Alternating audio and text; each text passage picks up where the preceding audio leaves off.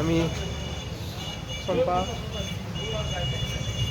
চিলটানত আৰু শুৱালকুছিত আৰু এয়া আমি কাপোৰ ল'লোঁ। এতিয়া আমাৰ দাদাই গোটেইখিনি মোহৰ মাৰি আমাক দিব।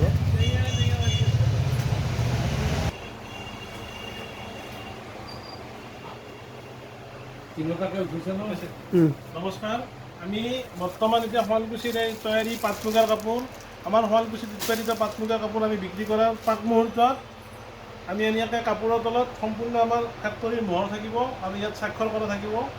কাৰণ এই কামটো কৰাৰ উদ্দেশ্য এইটোৱে, কাৰণ এই পাট মুগা কাপোৰৰ নামত বহিৰাগত বহু ধৰণৰ ভেজাল কাপোৰে আমাৰ অসমৰ শিল্পটোক এটা হেঙাৰ স্বৰূপ হৈ থিয় দি আছে। গতিকে এই কাপোৰৰ তলত আমি সম্পূৰ্ণ মোহৰ মাৰি দিম আৰু যদি এই কাপোৰ নকল বুলি প্ৰমাণ পৰিচয় হয়, আজি নহয় 20 বছৰ পিছতো আমি চম্পা চিল্কলৈ সম্পূৰ্ণ দায়ী থাকিম। আৰু কোনোবাই যদি প্ৰমাণিত কৰে তেওঁকো আমাৰ চম্পা চিল্কৰ তৰফৰ পৰা পুৰস্কাৰ দিম।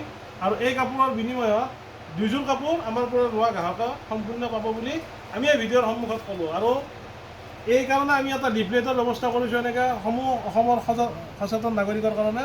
কাৰণ এই আমাৰ অকল অসমৰ শুৱালকুছিৰ কাপোৰ বুলিয়ে নহয়, আমাৰ অসমৰ গামোচাখন এতিয়া বৰ্তমান বাহিৰৰ পৰা আহি আছে। আৰু হাজোৰ কাঁহ পিতল, নলবাৰীৰ জাপি, বৰপেটাৰ আতচবাজী আদি সমস্ত আমাৰ যি থলুৱা শিল্প আছে, সমগ্ৰ থলুৱা শিল্পৰ প্ৰচাৰ আৰু আমাৰ ব্যৱহাৰৰ কাৰণে আমি এই প্ৰচাৰ মাধ্যমৰ জৰিয়তে আমি সমগ্ৰ সচেতন নাগৰিকৰ আগত এই কৰ্মখিনি কৰি আছোঁ। গতিকে পাট মুগাৰ কাপোৰ লওঁতে সচেতন হওক আৰু আমাৰ শিল্পটোক, অসমৰ শিল্পটোক ৰক্ষা কৰক। এইদৰে আমি কাপোৰৰ তলত এতিয়া মোহৰ মাৰিম আৰু এই কাপোৰত যদি নকল পৰিচয় কৰি দিব পাৰে আমি সম্পূৰ্ণ দায়িত্ব থাকিম। আৰু এইদৰে আমি কাপোৰৰ তলত আমি মোহৰ লগালোঁ, চাই লওক এয়া মোহৰ আমাৰ লাগি গ'ল আৰু ইয়াত আমি স্বাক্ষৰ কৰি দিম। 100% সম্পূৰ্ণ দিগবাণীৰে নিৰ্মিত, 100% পিয়ৰ দিগবাণী চিল্ক, দিগবাণী পিয়ৰ চিল্ক। আৰু লগতে আমি আৰু এটা নতুন কথা আপোনালোকৰ আগত কৈ আছোঁ, মিক্স পাট নামৰ যিটো কাপোৰ মাৰ্কেটত বাহিৰ হৈ আছে তাত কোনো ধৰণৰ পাটৰ ব্যৱস্থা নাই, অনলি ফৰ পলিষ্টাৰ। পলিষ্টাৰৰ কোৱালিটিটো অলপ হাই থাকে আৰু অলপ ল' থাকে।